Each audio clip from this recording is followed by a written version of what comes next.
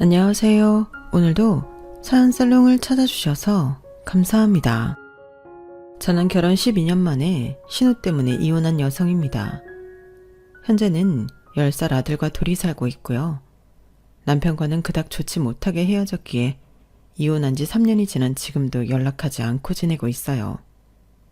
사실 밀려있는 양육비 때문에라도 연락을 한번 할까 또 고민한 적이 있었는데 제가 우리 아들 키울 능력이 없는 사람도 아니고 싫어 죽겠는 남편이랑 굳이 연락을 하고 싶지는 않더라고요.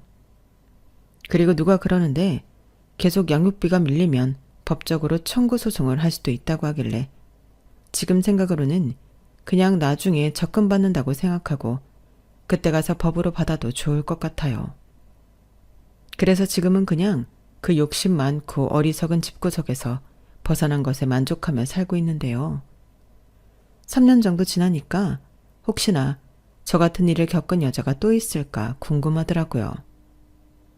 그런 이유로 이렇게 머리털 나고 사연을 처음 써보게 되었는데 그럼 지금부터 제가 왜 신우 때문에 남편과 원수지간이 되어 이혼하게 되었는지 소상히 알려드릴게요. 저희 신우로 말할 것 같으면 남편의 누나로 저에게는 손이 신우였어요. 그리고 놀랍게도 머리가 좋아 참 똑똑한 사람이었는데요. 참 희한한 건 공부머리는 너무 좋은데 주제 파악을 못하는 최악의 타입이란 게 문제였어요. 자기가 학벌이 좋다 보니 자기는 다른 사람들과 다르게 특별하게 살아야 한다는 강박 같은 게 있었는데요. 아주 환장합니다. 솔직히 저희 부부는 신우가 준 재벌 남자랑 결혼한다고 설치기 전까지는 아무 문제 없이 평범하게 잘 살았거든요. 신우가 제 남편 허파에 바람만 넣지 않았더라면 어쩌면 저는 이혼하지 않았을 거예요. 물론 크고 작은 부부싸움이야 꾸준히 있었고 또 앞으로도 있었겠지만 다들 그 정도는 겪으면서 살잖아요. 게다가 저희 부부 사이에는 눈에 넣어도 아프지 않을 아들도 있었으니 아들 생각해서 이혼은 할 생각이 없었는데 도저히 말이 통하지 않았어요. 아주 사람이 횟가닥 돌아서 가정을 지키려 노력하는 저에게 자기, 우리 누나한테 열등감 있니? 사람이 왜 이렇게 삐뚤어졌어? 우리 누나도 가족이잖아. 그럼 우리도 한마음 한뜻으로 도와야지. 라고 하는데 정말 어이가 없었어요. 열등감은 무슨 가족 전체가 허황된 꿈에 벼랑 끝으로 몰리고 있다는 걸 전혀 감조차 잡지 못했는데 어쩌겠어요. 같이 죽을 수는 없으니 이혼이라는 최후의 수단을 쓸 수밖에 없었죠. 그리하여 저라도 살아야겠다는 심정으로 아들을 데리고 이혼하게 되었는데요. 그런 제 결정은 훗날 조상님이 도운 신의 한 수였어요. 아니, 정상적인 사고를 할 줄 아는 사람이라면 당연한 거였는데 그들은 자기들도 재벌집과 사돈을 맺고 큰 돈을 벌 수 있다는 거짓 희망에 자기들 인생을 송두리째 바닥에 내동댕이 쳐버렸죠. 그리고 그 일로 신우는 자기 때문에 망한 가족들을 외면하고 혼자 살겠다고 잠수를 타버렸다고 했는데요.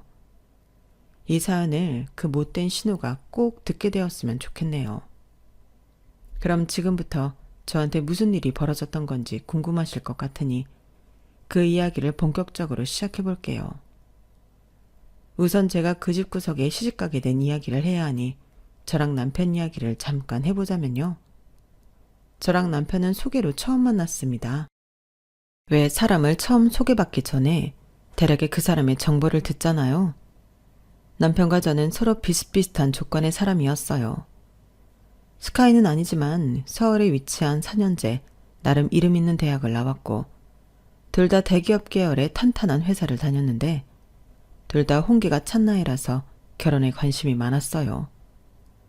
친구들도 하나둘 시집 장가가고 회사에서도 제 또래들을 결혼을 한다며 청첩장을 돌리던 때였는데요. 그때 당시 연애도 하지 않고 있던 저라 살짝 조바심이 나더라고요. 그런 가운데 받은 가뭄의 단비 같은 소개팅 제안이었고 저는 좋다고 나가 남편을 만났어요. 그리고 남편과 저는 3살 차이로 대화가 잘 통했는데 부부가 될 인연이라 그랬는지 첫 인상도 나쁘지 않았죠. 그렇게 한 번, 두 번, 세 번 만나다 보니 연인 사이가 되었어요. 남편도 연애를 쉰 지 오래되어 여자친구를 만들고 싶어 했는데 둘 다 서로 좋게 봤기에 사귀게 되었죠. 그리고 나이도 그다지 어리진 않았기 때문에 나름 성숙한 연애를 했다고 생각했는데요. 그래서 1년이 지났을 즈음부터는 둘 다 결혼을 염두하고 있었어요. 이대로 2, 3년 잘 만난다면 결혼해도 되지 않을까 생각했죠. 그래서 호화로운 연애보다는 소박한 연애를 즐기며 결혼에 대한 이야기도 구체적으로 하곤 했는데 그런 부분도 남편과 저는 잘 맞았어요. 대체로 남편이 제 의견을 다 들어줬기 때문에 문제될 것이 없었죠. 저 역시 제 말을 잘 들어주는 남편이 좋았거든요. 그렇게 남편과 저는 3년 5개월 연애를 끝으로 결혼했어요. 그리고 결혼 전에 이미 남편한테 누나가 있다는 건 익히 알고 있었는데요. 누나가 어릴 때부터 그렇게 공부를 잘했다고 하더라고요. 외고를 나와 이름만 얘기하면 다 아는 Y대를 나왔고 같은 이름의 대학원까지 나와 집안의 자랑이라고 했는데 그때는 저도 와 멋지다. 나 그렇게 똑똑한 사람 처음 봐. 라며 신우를 엄청 좋게 봤어요. 솔직히 멋있다고 부럽기도 했거든요. 그런데 처음 시댁에 인사를 갔을 때 보게 된 신우는 사람이 참 별로였는데요. 무슨 말을 한 것도 아닌데 눈빛부터가 저를 아주 깔보고 있다는 것이 느껴져서 싫었어요. 사람이 아무리 나이가 저보다 많다고 해도 저도 어른인데 무례하다고 생각했죠. 게다가 신우는 당시 별다른 직업도 없이 집에서 놀고 있었기 때문에 제 입장에서는 한심하기 짝이 없었는데 듣자 하니 다녔던 회사마다 사람들과 문제가 있었던 모양이었어요.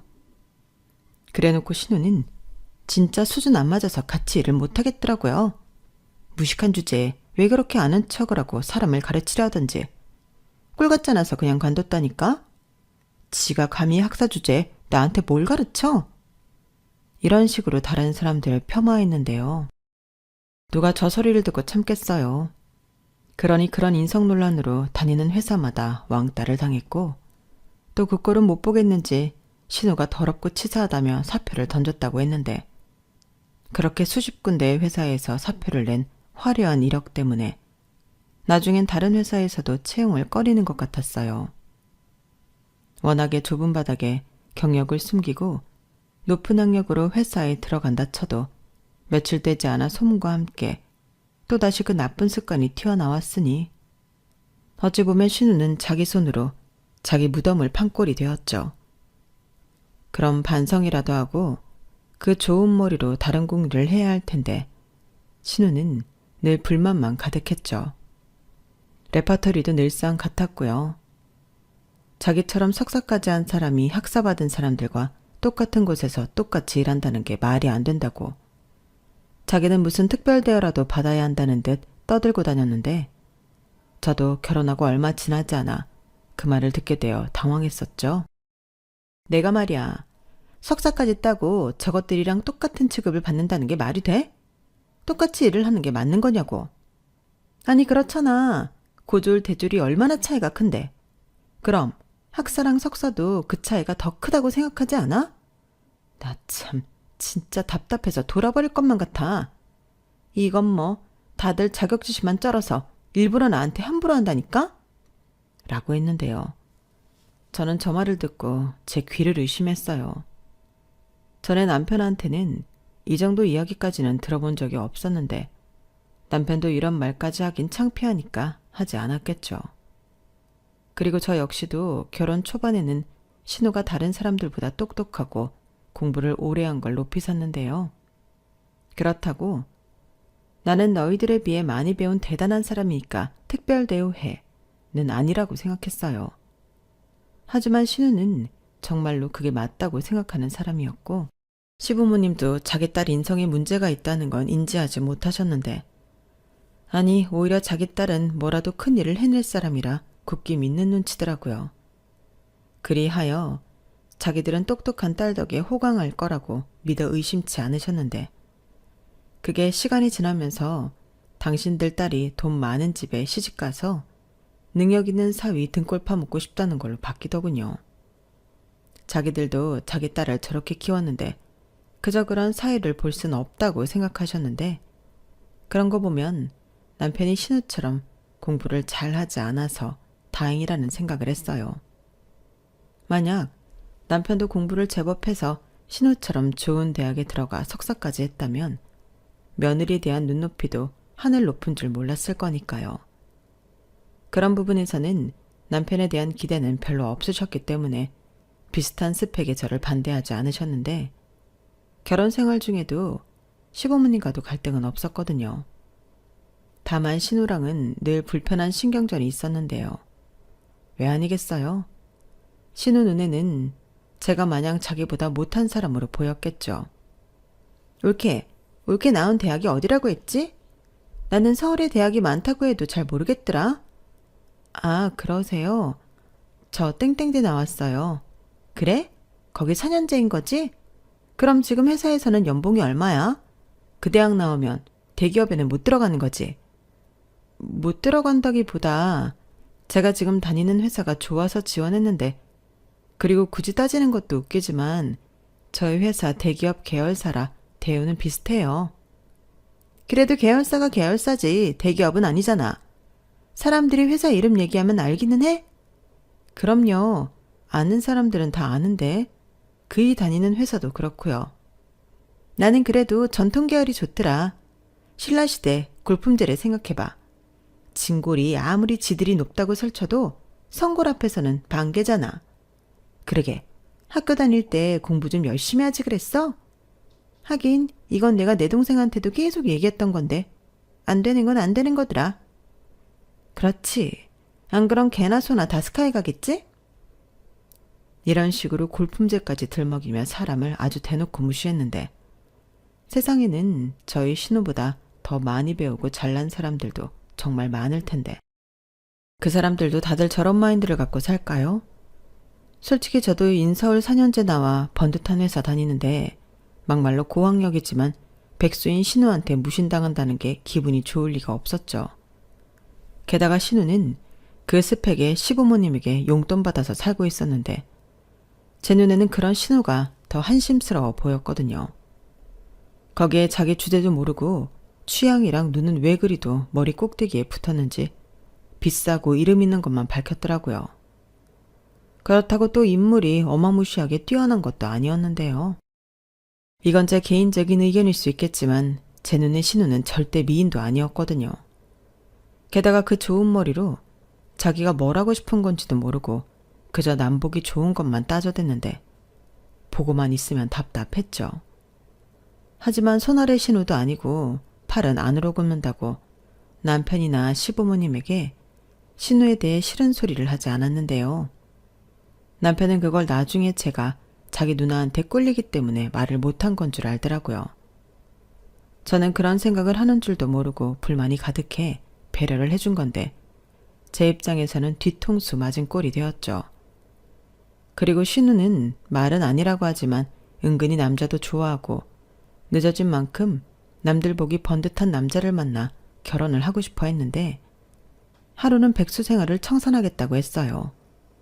그러면서 자기는 무슨 일이 있어도 꼭 대기업에는 들어가겠다고 했는데 나중에 알고 보니 결혼정보회사에 등록할 때 아무리 학력이 좋아도 직업이 없으면 가입이 안 된다는 소리를 들었다고 하더라고요. 그래서 이왕이면 대기업에 다니는 능력 있는 여자로 어필하기로 마음먹었다고 했는데 나이가 나이인 만큼 대기업 취직도 쉽진 않았죠. 아무리 석사까지 했다고 해도 어리고 똑똑한 신입생 지원자가 많은데 업무 경험도 별로 없는 나이 많은 신입을 누가 원하겠냐고요. 그러니 그것도 쉽진 않았는데 무슨 바람이 들었는지 눈을 낮춰 뭐 중소기업에 취직했다 하더라고요. 저는 그 소식을 들었을 때 그래도 형님이 잘하셨다 생각했는데요. 다른 가족들은 아니었어요.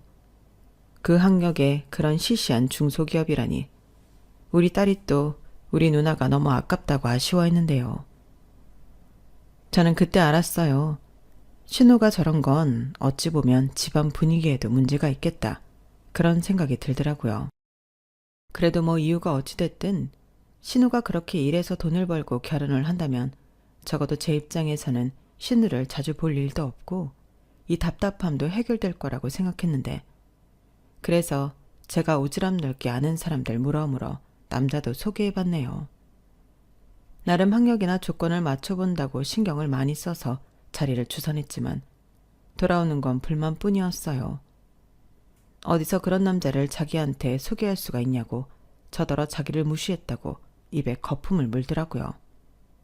울케, 지금 나랑 장난해? 그 남자 연봉이 얼만 줄 알아? 내가 참 기가 차서 꼴랑 1억 조금 넘더라. 그걸 나누기 12 해봐. 월급이 얼마겠어? 그리고 키도 그래. 남자가 180은 기본 아닌가? 게다가 그 남자 국산차 타더라. 내가 정말 표정 관리하느라 얼마나 힘들었는지 알아? 형님, 그래도 그 남자 제가 알기로 집안도 좋고 형님처럼 와이대 경영대학원까지 나왔다고 했어요. 그리고 자기 사업할 거라서 지금은 이 회사 저 회사 경험 쌓는 중이라고 했는데, 그래도 연봉이 1억이면 엄청 높은 거죠. 높긴 개뿔. 그럼 사업을 성공시킨 다음에 나를 소개시켜 주던가. 형님도 참, 그 정도로 잘 나가면 그땐 그 사람도 형님 말고 더 괜찮은 여자 찾겠다고 하죠. 막말로 남자들이 능력 있으면 젊은 여자 만나려고 할 텐데. 뭐야? 왜 이렇게 지금 나 나이 많다고 매기는 거니? 이 봐봐. 꼴에 나를 무시하고 있네. 옳게, 나 석사까지 한 여자야. 그것도 별 볼 일 없는 그런 학교 아니고 스카이. 스카이 모르니? 아, 저런 말까지 듣는데 내가 잘못했구나. 그날 하루 종일 저는 신우한테 들들 볶이며 내가 왜 그랬을까 자책하고 또 자책했어요. 그리고 다짐하기를, 내가 앞으로 절대 신우한테 남자를 소개하나 봐라 이를 부득부득 갈았는데, 그렇듯이 눈이 정수리에 가서 붙었으니 어느 남자가 성에 차겠냐고요. 게다가 막말로 잘생기고 키 크고 집안 좋고 능력 있고 서울에 자가 있으면서 외제차까지 있는 남자가 미치지 않고서야 나이 많은 저희 신우가 눈에 들어오겠어요? 하지만 자기 학력만 믿고 사는 신우는 전혀 그런 자기 주제 파악을 하지 못했는데 그냥 조용히 우리 신우는 시집가긴 글렀구나 생각했죠. 그런데 집신도 짝에 있다고 오랜 시간이 걸리긴 했지만 제가 이혼하기 1년 전에 결혼할 남자가 생겼다고 신우가 설레발을 치기 시작했는데, 그때는 집안이 아주 난리도 아니었죠. 경사가 났다고 시어머니가 좋아서 저한테까지 다 전화를 하셨는데, 사실 자기 딸이 나이는 점점 차고 그나마 다니던 중소기업도 끝내는 때려치고 용돈 타령이나 해서 걱정이 이만저만이 아니었다고 양심 고백을 하셨어요. 그렇게 신우는 아무리 학벌이 좋다고 해도 결혼 시장에서도 재혼 자리 아니면 해볼 수 있는 자리가 없다는 소리까지 들었다고 했는데요. 그러니 살짝 포기도 했다고 하시더라고요. 그런데 생각지도 못하게 그것도 조건이 너무 좋은 남자를 신우가 만났다며 시어머니가 기뻐하셨는데요. 그러니 저에게 주말에 시간을 비우라고 하셨어요. 그 남자가 시댁에 인사를 온다고 하더라고요. 그때 솔직히 저도 어안이 벙벙하긴 했는데 나름 좋은 소식이니 저도 기뻤어요. 지성이면 감천이라고 어떤 눈먼 조건 좋은 남자가 저희 신우한테 빠졌나 보다 생각했죠. 그러면서 살짝 어딘가에 하자 있는 거 아니야? 이런 혼자만의 생각은 했었더랬는데요. 막상 시댁에 가서 그 남자를 보니 아주 훤칠하더군요. 신우 이상형대로 키도 크고 인물도 좋았는데 넉살은 더 좋았어요. 들어보니 신우랑 동갑이었는데 부모님이 부동산 투자로 준 재벌이라고 자기 입으로 말했어요. 그러면서 본인도 투자 사업을 크게 하고 있다며 향후에는 부모님 사업들까지 물려받아 본인이 관리할 거라고 했는데요. 입고 있는 옷부터 시작해 시계, 구두, 자질구레한 벨트, 지갑까지 모두 명품이었어요. 거기에 시댁에 인사를 온다고 가져온 선물도 입이 떡 벌어졌는데 한우 선물 세트에 꽃바구니, 과일바구니, 케이크에 최고급 양주까지 싸들고 와서 신우 어깨가 장난이 아니더라고요. 신우 모습이 벌써 결혼해서 사모님 소리를 듣고 있는 사람이었어요. 아무튼 그날의 분위기는 화기애애하고 좋았어요. 무엇보다 신우가 그 남자를 엄청 좋아했는데 아두 본드를 붙여놓은 듯 그 남자 옆에 찰싹 달라붙어 있더군요. 저는 신우의 그런 모습을 그때 처음 봤어요. 자기야, 물 줄까? 손수건 필요해? 불편하면 말만 해. 내가 다 해줄게. 오늘 일 많아서 피곤했지? 엄마, 우리 피로회복제 같은 거 없나? 아니면 아빠 먹는 홍삼이라도 좀 가지고 와. 이런 여우짓을 했는데 맨날 잘난 척만 하는 모습을 보다 저런 모습을 보니 저는 좀 신선하더라고요. 그러다 그 남자가 전화가 걸려와서 잠깐 자리를 비웠을 때 궁금한 나머지 제가 먼저 둘이 어떻게 만났는지 물어봤어요. 그러자 시어머니가 헛기침을 하면서 신우한테 눈치를 주는 것 같았는데 신우는 개의치 않았는지 혼자 신나서 얘기해줬죠. 무슨 애도 아니고 채팅에서 남자를 만났다고 하는 거예요. 저는 순간 어떤 리액션을 해야 하나 잠시 동안이지만 멍해져 있었는데 남편이 먼저 그랬어요. 무슨 준재벌이 채팅으로 여자를 만나. 누나, 제대로 알아보고 사람 만나는 거 맞아? 이렇게 말했는데 제가 하고 싶은 말을 그대로 다 해주니 속이 시원한 거 있죠. 잘은 모르지만 상식적으로 그런 류의 사람들이 왜 채팅으로 이성을 만나겠냐고요. 그런 사람들이야말로 집안 대 집안끼리 결혼을 하든가 아니면 누군가 전문적으로 매칭을 해주는 사람이 있을 텐데 저도 남편처럼 신우가 제대로 알아보지도 않고 남자를 만나 사기라도 당하고 있는 게 아닌가 걱정이 되었어요. 하지만 신우는 이미 자기가 다 확인했다면서 자기가 지금 만나는 남자가 준재벌이 맞다고 했는데요. 도대체 뭘 확인했다는 건지 궁금해서 제가 물어봤죠. 형님, 뭘 어떻게 확인하셨다는 거예요? 저는 단지 형님이 남자를 너무 오랜만에 만나니까 걱정돼서요. 걱정은 무슨, 우리 그의 집도 가봤고 사무실도 가봤어. 그리고 아까 못 봤어? 하고 다니는 거 봐.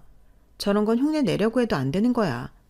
내가 남자를 못 만났지? 그동안 얼마나 연구를 했는데. 연구요? 아니 무슨 연애를 연구로 해요. 근데 다 좋은데 형님. 돌다리도 두드려 보고 건너면 더 안전하다고. 조심하는 것도 나쁘지 않을 것 같아요. 울케, 지금 나한테 훈수 두는 거야? 진짜 웃긴다. 그래, 울케가 나보다 먼저 연애하고 결혼했으니까 그럴 수는 있는데 너무 오버하지 마. 나 울케보다 배운 여자거든? 누나도 참, 이런 문제에 누가 더 배우고 덜 배우고가 왜 중요해. 이 사람은 누나 걱정돼서 그러는 거잖아. 누나가 10대도 아니고 누가 그 나이에 채팅으로 남자를 만나냐? 야, 너까지 이렇게 깽판 칠 거면 그냥 가. 니들은 내가 결혼해서 행복해지는 게 배 아픈 거지? 왜? 나는 이렇게 계속 있다가 노처녀로 늙어 죽을 줄 알았는데 너무 괜찮은 남자를 데리고 와서 깜짝 놀랐냐? 두고 봐. 앞으로는 더 놀랄 거다. 내가 우리 여보랑 결혼해서 얼마나 떵떵거리고 잘 사는지 두 눈 뜨고 잘 지켜보라고. 엄마 아빠도 그래. 이제 고생 끝이야. 내가 결혼만 하잖아? 재벌 사이가 생기는 거야. 좋지 않아? 이런 기회가 또 언제 오겠어? 내가 저 사람을 채팅으로 만났다는 게 이상한 게 아니라 이렇게라도 저 사람을 만난 게 행운이라고. 그리고 나 정도 되니까 저 사람이 나를 만났지. 그때 저 사람도 그러더라. 그냥 호기심 해본 건데 어떻게 나를 여기서 만나게 됐냐고. 우리 둘 다 완전 신기해했어. 이건 운명이야. 저는 신우가 들떠서 이야기하는 걸 보고 이건 답도 없다는 걸 단번에 알았어요. 신우는 그냥 홀랑 넘어가 버렸더라고요. 그러니 부디 신우가 데려온 저 남자가 사기꾼만 아니길 바랄 뿐이었는데요. 솔직히 저 때까지는 저희로 제가 이혼하게 될 줄은 꿈에도 몰랐어요. 그렇게 신우가 신분 상승이라는 욕망에 쏘아올린 작은 공은 저희 가정을 파탄내기 시작했는데 그 남자가 끌고 다니는 차가 롤스로이스? 뭐 그런 유명한 차라고 하더라고요. 제가 사실 면허도 없고 차에 대해서 잘 모르거든요. 그런데 그 차가 저희 남편이 죽기 전에 꼭 사고 싶은 그런 차라며 남편이 전과는 다르게 흥분하기 시작하는데 이 인간이 왜 저러나 싶었어요. 솔직히 창피하더라고요. 그만 좀 해. 사람이 왜 이래 없어 보이게. 없어 보이는 게 아니라 없는 게 맞아. 자기야. 이 차가 얼만 줄 알아? 세상에나 우리 누나가 진짜 재벌 남자를 만난 게 맞나 봐. 마냥 의심만 할 게 아니네. 차 하나 봤다고 이러는 거야? 그러다 사기꾼이면 어쩌려고. 아까 형님 못 봤어? 남의 말은 전혀 들을 생각이 없어 보이잖아. 좋아해서 그렇지. 지금이 제일 좋을 때잖아. 우리는 뭐 안 그랬나? 그러지 말고 그냥 좋게 생각하자. 우리 누나가 꿈에 그리던 이상형 만나서 시집가면 그게 제일 좋지. 왜? 자기 배 아파서 그래? 우리 누나가 영영 시집도 못 가고 저러고 있을 줄 알았는데 너무 괜찮은 사람을 만나서? 뭐라고?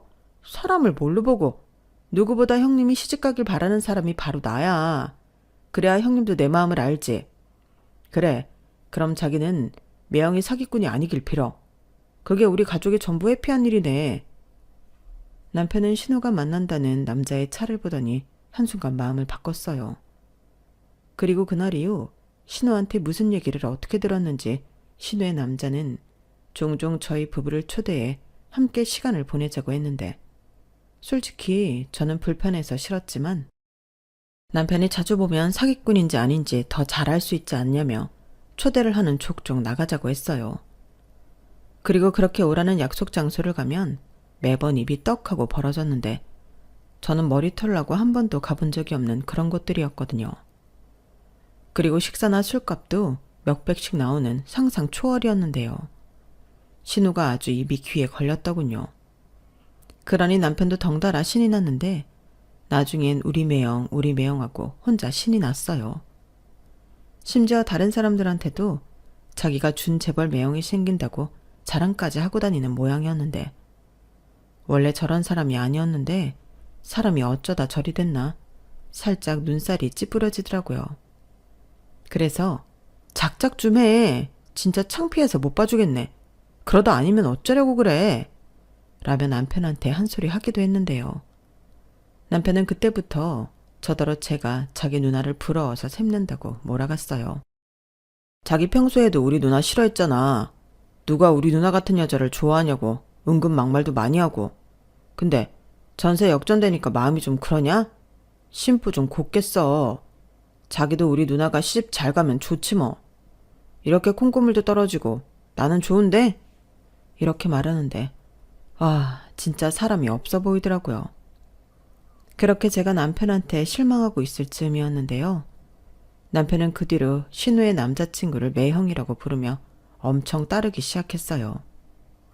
그래서 주말에 남자만 보기로 했다며 나간다거나 1박 2일로 골프를 필드를 나간다거나 하며 허파에 바람이 제대로 들어가기 시작했는데 이젠 제가 신우를 걱정할 게 아니라 남편을 걱정해야 할 판이었어요. 하지만 신우는 별걸 다 걱정한다며 자기는 보기 좋고 시부모님도 좋아한다며 저더러 극성이라고 했는데요. 그러면서 영민이 걔도 지 매형한테 잘 보이려고 그러는 거야. 걔가 어릴 때부터 사람 보는 눈이 있었어. 자기한테 도움될 것 같으니까 미리서부터 줄 서는 거지. 올케는 아무것도 모르면서 설친다. 라고 저를 또 무시했어요. 하지만 제가 볼 때는 그저 헛바람만 들 뿐 전혀 도움이 될 것 같지 않았는데 그 일로 남편과도 몇 번을 싸웠는지 몰라요. 사실 제가 이렇게까지 뭐라고 하면 평소에 남편은 제 의견을 들어주는 사람이었는데 그때는 전혀 제 말을 들으려 하지 않더라고요. 심지어 무슨 모임에서는 파트너까지 소개해 1박 2일로 여자랑 놀다 오기도 했는데 제가 우연히 남편의 핸드폰을 보다가 그걸 알고 한바탕 뒤집어진 적도 있었어요. 그런데 남편은 그냥 놀기만 한 파트너야. 스킨십을 한 것도 아니고 연락처를 주고받지도 않았어. 그냥 게임만 했다니까. 재벌들은 다 그렇게 논대. 라며 대수롭지 않은 거라고 했는데요. 맹세코 제가 의심하는 그런 일은 없었다고 하더라고요.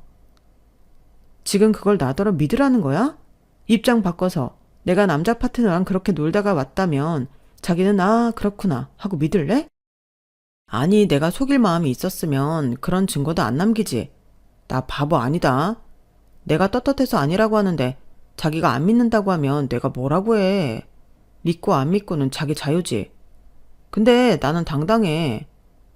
이렇게 남편은 자기는 떳떳하다며 저한테 그 이후에 아무런 설명도 하지 않았어요. 확실히 신우의 남자친구를 만나고 다니면서부터 사람이 변했는데 나중에 또 신우가 같이 식사라도 하자고 해서 가보니 제 남편이 그 남자의 운전기사인 양 꼴이 말이 아니었어요. 남편은 자기가 좋아하는 차를 운전할 수 있어 좋다고 자기가 자초한 일이라고 했는데 정말이지 그 꼬라지가 바보처럼 보여서 견딜 수가 없었어요. 하지만 신우는 뭘 그런 걸 가지고 그러냐며 신경 쓰지 말라고 했는데 어떻게 신경을 안 쓰겠냐고요. 제가 있을 때도 이 정도면 제가 없을 때나 시간이 더 많이 지나 더 편해지면 저 남자가 내 남편을 어떻게 대할까 걱정이었는데 그런 와중에 신우는 본격적인 결혼 준비에 들어갔어요. 근데요, 참 웃긴 게 결혼 준비를 한다면서 상견례도 없이 바로 결혼 날짜를 잡더라고요. 뭐 말로는 그 남자 쪽 부모님이 너무 바쁘셔서 무조건 예비 며느리와 사돈에게 맞추겠다고 하셨다는데 시어머니는 안사돈과 통화는 한번 했다면서 집이며 결혼식장 같은 건 전부 자기들이 준비할 테니 남 보는 눈도 있으니 혼수랑 예단만 신경 써달라고 했다더군요. 그러면서 혼수와 예단 리스트라고 문자로 보냈다는데 세상에나 대충만 훑어봐도 억소리는 나오는 게 생겼더라고요. 밍크부터 시작해서 명품 회사를 차릴 건지 가방, 옷, 신발 거기에 양말까지도 리스트에 있었는데요. 신우 말로는 재벌들은 다 그런다고 골빈 소리를 하더군요. 거기에 골드바 뭐 그런 것들도 적혀 있었는데 저도 결혼을 해본 사람이지만 전부 다 생소한 것들이었어요. 그리고 우선적으로 그렇게 혼수를 해줄 만큼 시댁이 경제적으로 여유가 있는 것도 아니었는데 딸을 부잣집에 시집을 보내야 한다는 시부모님의 진념은 대단했죠. 여기저기 돈을 빌리고 대출까지 받아서 그 리스트를 빠짐없이 준비하셨다 하더라고요. 그리고 결혼 날짜를 얼마 남겨두지 않고 예비 아주버님이 해외 출장 일정이 잡혔다고 했는데요. 중요한 해외 투자처라며 자기가 안 가면 일이 안 된다고 했었죠. 그러면서 그때 공항 갈 때 운전을 제 남편한테 부탁했는데요. 저는 옆에서 팔짝 뛰며 거절하라고 했지만 남편은 제 반대에도 불구하고 그러겠다고 했어요. 출장 일정이 일주일 정도 되는데 그 일주일 동안 그 차를 남편더러 자유롭게 써도 된다고 했다더라고요. 그러니까 그 말에 남편이 넙죽 엎드려 좋다고 한 건데 저렇게 벨도 없는 인간이었나? 오만 정이 떨어지더라고요. 그 차가 뭐라고 저렇게 사람이 자존심도 없이 저러나 어디 가서 내 남편이라고 말하는 것도 쪽팔렸는데요. 그래서 남편이 저에게 예비 아주버님 배웅해주러 같이 가자고 했을 때도 싫다고 했어요. 그리고 당일에 공항에 다녀온 남편은 그 차를 저희 아파트 주차장에 주차를 해놓고 하루 종일 싱글벙글이었는데 행여 누가 문콕이라도 할까? 아니면 긁고 도망이라도 가진 않았을까? 전전긍긍했는데요. 그렇게 저희 집 주차장에 그 차를 모셔놓고 생각나면 내려가서 차 한번 보고 닫고 광내고 아들한테도 생전 귀찮아서 얘기도 하지 않던 교회로 나가서 자전거를 타고 오자고 아들한테 졸랐어요.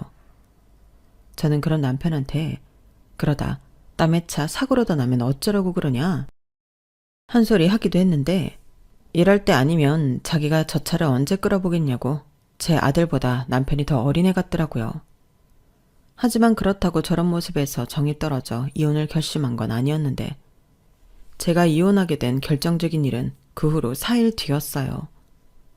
곧 있으면 귀국을 해야 하는 예비 아주버님이 자금 문제가 터져서 귀국은 물론이고 당장 결혼도 하기 힘든 상황이라며 신우한테 SOS를 쳤다고 하더라고요. 만나기로 한 해외 투자처가 사기였다면서 여기서 펑크가 나면 도미노처럼 줄줄이 자금 문제로 큰일이라고 했는데 자기 부모님 돈까지 몽땅 들어와 있는 상황이라 집안 자체가 망할 수도 있는 일이라고 했어요. 다만 첫 고비만 넘기면 자기가 귀국해서 건물과 사업을 일부 정리해서 자금난을 해결할 수 있다고 했는데요. 이미 혼수며 예단 준비를 거금을 들여 끝내놓은 신우는 혹여라도 시집을 못 가게 될까봐 안달복달이 나셨어요. 그리하여 저희 부부한테도 시댁으로 오라며 호출을 하신 건데요. 그때도 말도 안 되는 강요를 받게 되어 저는 남편이랑 이혼까지 하게 되었어요. 시어머니가 저를 보자마자 이런 소리를 하셨거든요. 큰일 났다. 우리 정서방이 해외에서 들어오지도 못하고 사기꾼을 만나서 고초를 겪고 있대. 어머니, 그게 무슨 말씀이세요? 옳게, 머리가 안 돌아? 왜 바로 못 알아듣고 그래? 지금 우리 그이가 오랫동안 공들인 투자를 사기를 당했다고. 거기서 자금에 구멍이 나서 국내 사업도 휘청하게 생겼다니까? 누나, 정말이야? 그럼 우리 매형 망해? 그럼 차도 넘어가는 거야? 너는 지금 이 와중에 차가 걱정이니? 우리 남편 어쩌니? 그래서 하는 말인데, 니들 아파트 말이다. 그거 값이 많이 올랐다고 하지 않았니? 네? 어머니, 갑자기 저희 아파트는 왜 물으세요? 설마 저희 아파트 팔아서 돈 해달라는 거 아니시죠? 저 이제 3년 살았어요. 올케 좀 도와줘. 아니, 올케도 잘 생각해봐. 이건 투자하는 거야. 이번 일만 잘 해결되잖아? 그럼 나 시집 가는데 문제 없고, 그럼 나랑 우리 그이가 그 집보다 더 비싼 아파트 사주고도 남지. 형님, 저는 그런 말 안 믿어요. 그리고 이제서 하는 말인데, 저는 그 사람 사기꾼 같다고요. 뭐라고? 옳게나 웃긴다. 우리 그이가 비싼 밥 사주고 술 사줄 때는 잘만 받아먹더니 우리 그이가 힘들다고 좀 도와달라고 하니까 사기꾼 같다고? 어떻게 인간이 그래? 형님, 정신 차려요. 어차피 아직 식 안 올렸고 혼인신고도 안 했잖아요. 이러다가는 온 식구가 다 죽는 수도 있어요. 시끄러워. 식만 안 올렸지 정서방은 이미 우리 가족이나 다름없어. 내가 그 혼수랑 예단하느라 빚을 얼마나 졌는데. 너는 이제 와서 그런 소리를 하니? 됐고. 이건 우리 가족이 힘을 모아서 해결해야 해. 그러니까 니들은 니들 아파트 팔고 가지고 있는 돈 죄다 끌어서 10억 만들어 와. 지금 당장 20억이 필요하다고 하는데 니들 할당은 10억이다. 니들 아파트만 팔아도 어느 정도는 되잖아. 말도 안 돼요, 어머니. 저희가 왜 형님 시집 보내기 위해서 어렵게 장만한 집을 팔아요? 경민애미야, 진정해라. 이번 일만 넘어가면 우리가 무슨 수를 써서라도 니들이 손해본 건 해결해 줄게. 지금은 네 신우 결혼하는 게 우선이니까 협조 좀 부탁하마. 싫어요. 말도 안 돼요. 옳게, 진짜 너무한다. 좋아, 내가 약속할게. 각서라도 써달라고 하면 써줄게. 10억 만들어주면 1년 안에 20억으로 갚는다고. 뭐? 20억? 누나 정말이야? 그래, 네 매형 재력이면 1년이 뭐야. 6개월도 안 걸려. 왜 이렇게들 간이 작아? 이래서 소시민들하고는 수준 차이가 나서 말이 안 통한다니까? 저는 신우의 말도 안 되는 소시민 타령에 어이가 없었어요. 그리고 절대 우리 집만큼은 양보할 수 없다. 못을 박았는데. 다행히 저희가 아파트를 장만할 때 공동명의로 해놔서 남편이 아무리 20억에 혹했다고 해도 혼자는 어쩔 수 없었어요. 그러니 남편은 집에 와서도 저를 달달 볶기 시작했는데요. 이거야말로 로또라며? 사람 어려울 때 제대로 한번 도와주고 두고두고 보상받는 거야. 이참에 매형차도 나한테 줄 수 있어. 라며 호파에 바람이 잔뜩 들었더라고요. 저는 무조건 안 된다고 했죠. 내가 장담하던 게 네 누나 꽃뱀, 아니 방울뱀한테 물린 거라고 정신 차리라고 했어요. 남편은 말도 안 되는 소리 하지 말라며 자기도 다 알아봤다고 큰 소리를 치더군요. 이 인간이 알고 보니까 매형 하면서 그 남자 말에 홀려 저 몰래 신용 대출을 받아 몇 군데 투자를 했다고 하는 거예요. 그러면서 자기도 꼼꼼히 알아보고 했다며 자기 매형이 준재벌의 유능한 투자 사업가라고 하던데 저는 남편의 말에 경악했어요. 저희가 맞벌이인 만큼 경제 관리는 각자 알아서 하고 있었거든요. 그러니까 서로 200만 원씩 생활비와 적금 낼 돈을 공동통장에 입금하면 그 나머지 돈은 알아서 쓰고 있었는데 이 인간은 그동안 갖고 있던 돈도 부족해서 대출을 받았고 저 몰래 그 빚을 갖고 있었던 거죠. 하긴 이제 와서 느낀 건데 남편은 걸핏하면 돈이 없다고 했어요. 그래서 저한테 택시비 5만 원만 달라고 하는 날도 있었고 금방 준다며 10만 원, 20만 원, 30만 원씩 빌려가기도 했는데 왜 돈이 없다고 저런 말을 했는지 순간 이해가 다 됐어요. 저는 원래 돈에 있어서는 남편한테 간섭을 잘 하지 않았거든요. 그래서 그때도 이번 달은 지출이 많아서 돈이 부족한가 보다. 이런 식으로 생각하고 돈을 빌려줬는데 그럼 또 월급 받아서 돈을 곧잘 갚으니 별 다른 의심을 하지 않았던 거죠. 하지만 꼬리가 길면 밟힌다고 점점 빌리는 돈 액수가 커졌는데 그때는 살짝 어라? 하며 의심이 가긴 했어요. 제 딴에는 예비 매제를 만나 지출이 늘었다고 생각했던 거죠. 그런데 이게 그런 지출이 아니라 투자한다고 대출받아 쓴 돈이라니 너무 충격이었어요. 하지만 남편은 미래를 위한 투자를 했을 뿐 전혀 잘못했다고 생각하지 않았는데 그러니 이번에도 10억을 벌 수 있는 기회라며 집을 당장 팔자고 하더라고요.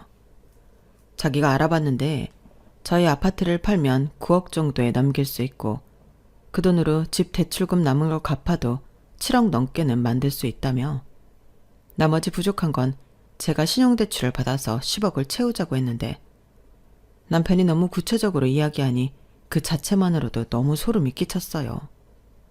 물론 안 된다고 단호하게 거절했죠. 그렇잖아요. 그럼 집 팔고 빚 내고 그 이후에는 시댁 들어가 사는 건데 제가 왜 신우 때문에 시집살이를 하면서 빚이나 갚고 살아야 하는 건지 생각만 해도 질색이었어요. 남편은 고생은 짧고 행복은 길다고 했지만 저는 전부 개소리처럼 들렸거든요. 그렇게 그날 아주 맹렬하게 싸웠는데 그 다음 날이 되고 그 다음 날이 되어도 남편은 그만두지 않더라고요. 급기야 자기는 무조건 10억을 더 벌어야겠다고 싫으면 이혼하자고 했는데요. 어이가 없었어요. 그래서 진심이냐? 이거 분명 가족 전체가 알거지되는 사기라고 제가 아무리 뜯어말려도 의심병 있는 저만 빠지라며 이혼 서류까지 들고 나타났는데 이쯤 되니 이건 아무리 말려도 될 일이 아닌 것 같았어요. 그래서 애는 어떻게 할 거냐 최후의 수단을 썼는데 이 인간은 돈 앞에서 부성에도 없는지 애는 저더러 키우라고 하더군요. 그러면서 당장은 힘드니 양육비를 못 주지만 자기가 20억이 생기면 그땐 일시불로 양육비를 주겠다고 큰 소리도 쳤는데 저는 네 마음대로 하라고 했어요. 그리고 속전속결로 이혼을 진행했는데요. 합의 이혼이다 보니 이혼은 무척이나 간단하더라고요. 하지만 아들애는 갑자기 엄마 아빠가 이혼한다고 하니 살짝 위축이 되었는데 그래서 저는 이혼한다는 것보다 아들아이 마음 케어에 더욱 신경을 써야 했어요. 아직 초등학생이라고는 하나 요즘 애들이 정서적으로 워낙 빠르다 보니 이게 훗날 상처가 되어 진짜 사춘기 때 저도 아들도 힘들 것 같아 저는 진심을 다해 아들에게 미안하다고 사과를 했는데 저는 숨기는 것 대신 이 모든 사실을 솔직하게 얘기했어요. 집까지 팔아 할머니 댁으로 들어갈 수 없어서 엄마는 이혼하게 되었다고 혹시라도 아빠랑 살고 싶으면 엄마가 얘기를 다시 해보겠다고 설명을 하니 자기도 아빠랑 둘이 사는 건 싫다고 하더라고요. 거기에 저희 아들도 자기 고모를 무척이나 싫어했기 때문에 고모 편을 드는 아빠에 대해 실망이 큰 듯 보였는데 저는 그런 아들에게 한 가지 약속을 했어요. 아빠의 빈자리를 엄마가 전부 채워줄 수는 없겠지만 엄마가 아빠 몫까지 최선을 다하겠다고 손가락을 걸었죠. 그래서 지금까지도 한 달에 2번은 아들이 하고 싶다는 걸 하고 있는데 캠핑도 가고 낚시도 가고 어떤 날은 시즌에 따라 축구나 야구를 보러 경기장을 찾곤 합니다. 덕분에 요즘은 아들이랑 더욱 돈독하게 잘 지내고 있는데요. 이혼 전에는 솔직히 귀찮고 힘들어서 그런 건 아빠 몫이라고 생각했었거든요. 하지만 남편이 없다 보니 우리 아들만 그런 것들을 못할까봐 저는 힘들어도 아들과의 약속은 칼처럼 지키고 있는데 지금은 그런 제 노력을 아들아이가 다 알아주더라고요. 솔직히 남편보다 아들이 더 낫더라고요.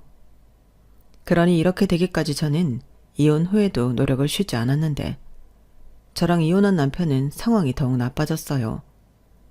그 이유는 제가 우려한 일이 무슨 예언처럼 그대로 다 이루어졌거든요. 결국 저랑 이혼하고 사채까지 당겨 쓴 남편은 피해자 중에 가장 큰 피해자였는데 신우를 홀린 그 사기꾼은 완전 전물 방울뱀이었어요. 한 번에 여자 셋을 작업해 돈을 뜯어 사기를 쳤는데 남편이 그토록 좋아했던 그 차도 그 남자의 차가 아니었다고 하더군요. 그 차는 그 남자한테 잘못 걸린 여자 중에 한 명의 소유로 빚을 못 갚아 수배된 차량이었는데 이 남자가 번호판만 갈아 끼며 범막을 요리조리 피해 다녔나 보더라고요. 그러다 더는 어려울 것 같으니 그 차를 제 남편한테 인심 쓰듯 버린 건데 이 바보가 그걸 모르고 전국 방방곡곡을 타고 다녔던 거예요. 그러니 당연히 걸렸고 그놈의 사기 행각이 드러났는데 이미 돈은 다 뜯긴 뒤였죠. 20억만 송금해주면 급한 불을 끄고 금방 갚아주겠다고 했던 그 방울뱀은 그대로 잠적해버린 거였어요. 그러니까 그 돈 20억과 혼수랑 예단한다고 쓴 돈까지 시댁 총 빚은 이자까지 합쳐서 30억이 넘었다고 했는데 시댁 집도 날아가고 남편 급여에 압류가 들어오는 등 상황이 파국으로 치달았다죠. 그러니 양육비는 고사하고 당장 돈이 필요했던 남편이 저에게 찾아와 무릎까지 꿇고 돈을 빌려달라고 했는데 제가 미쳤나요? 어차피 제가 도와준다고 해결될 빚의 단위도 아니었죠. 더욱이 저는 애랑 살아야 하는데 절대 그런 눈먼 돈을 해줄 수가 없다 단번에 잘랐고 그 뒤로도 한동안 남편의 돈 빌려달라는 연락은 끊이지 않았어요. 사채까지 썼으니 감당이 안 되는 거겠죠. 그런데 정작 이 사단을 만든 신우는 야반도주하듯 도망을 갔다고 했는데요. 따지고 보면 가장 피해가 적었던 사람은 신우였죠.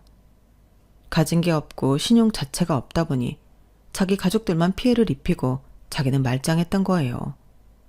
그러니까 나중엔 식구들이 전부 신우만 원망하고 신우한테 나가서 일해서 생활비라도 내놓으라고 하니 그거 싫다고 도망을 갔다고 했는데 아니 학벌이 좋으면 뭐합니까? 저런 인간 쓰레기인 것을요. 그리고 아마 지금도 자기는 학벌이 좋으니 어디를 가서도 잘 살 수 있을 거라고 믿고 있을 건데 이거를 듣고 있다면 딱 한마디만 해주고 싶네요. 야, 너는 네 가족 망하게 해놓고 토끼면 다냐? 네가 착각하고 있나 본데 아무리 네 학벌이 좋다고 해도 넌 안 돼. 네 인생은 이미 글렀어. 이 말을 얼굴 보고 해줬어야 하는데 그러지 못한 게 살짝 아쉽습니다. 그래도 저는 확신해요. 분명 그 얼빠진 신우는 어디에 가든 사람 구실 제대로 못하고 까불다가 개망신 당하고 살 텐데 그런 신우를 보면 공부만 잘하는 것도 별로 좋은 건 아닌 것 같아요. 학벌이 좀 딸리면 어떤가요? 올바른 정신으로 성실하게 살면 저런 인간들보다 훨씬 더 행복하게 잘 살 수 있잖아요. 그런 의미에서 저는 제 아들에게 공부할 생각이 없는데 부디 우리 아들은 아빠랑 다르게 정신 똑바로 차리고 자기 힘으로 성실하게 많은 것을 이루고 살길 바라는 마음입니다. 저는 현재 남편과 연락이 끊긴 지는 오래되었어요. 돈 빌려달라고 한참 매달릴 때 외면했더니 그날 이후엔 연락이 끊어졌거든요. 그리고 연락하면 돈 타령할 게 빤했기에 저도 남편한테 연락할 생각이 없었는데 그게 벌써 3년이 넘었더라고요. 그래서 그 인간이 지금은 뭘 하고 어떻게 사는지 알지 못하는데 뭐 그 많은 빚 갚으면서 힘들게 살고 있지 않을까 생각합니다. 시부모님도 이젠 의지할 곳이 자기 아들밖에 없으니 남편만 고생하고 있을 게 뻔하겠죠. 그러니 어찌 보면 제가 아들 양육비를 받을 확률은 희박한데 그냥 지금처럼 아들과 둘이 행복하게 살면 그만이라고 생각합니다. 아들이 나중에 원해서 아빠를 찾고 만난다면 말리지 않겠지만 가급적이면 그런 일도 없었으면 좋겠어요. 괜히 우리 아들 아빠에 바람만 들면 안 되잖아요. 저는 그때 분명히 봤거든요. 멀쩡한 사람이 허파에 바람들어 인생 망치는 건 한순간이라는 걸요. 그래서 저희 아들은 어떤 유혹이 다가와도 흔들리지 않을 그런 신념을 만들어주고 싶은데 그러기 위해서라도 제가 더 열심히 사는 모습을 보여줘야 할 것 같습니다. 지금도 열심히 살고 있지만 남은 인생도 아들과 행복하게 열심히 살고 싶어요. 열심히 노력해서 이룬 목표가 얼마나 달콤하고 보람있는지 아들에게 꼭 가르쳐 주고 싶습니다. 그리고 끝으로 한탕을 꿈꿨던 전남편과 전남편의 가족들이 자기들이 틀리고 제가 맞았다는 걸 뼈저리게 느끼고 후회하며 살길 바라는 마음이에요. 그러게 제 말을 들었으면 얼마나 좋아요. 이상 제가 정신 나간 신우 때문에 이혼하게 된 사연이었습니다. 여러분들은 제 이야기 어떻게 들으셨나요? 부디 즐거운 시간이었기를 바라며 저는 이만 마지막 인사를 드리겠습니다. 지금까지 제 사연 들어주셔서 감사드리고요. 늘 건강과 행복, 두 마리의 토끼를 다 잡는 여러분들이 되시길 진심으로 바라겠습니다. 그럼 안녕히 계세요. 여러분, 사연 댓글에 응원과 현명한 조언 부탁드려요. 좋아요와 구독은 저에게 큰 힘이 됩니다. 오늘도 좋은 일 가득하세요.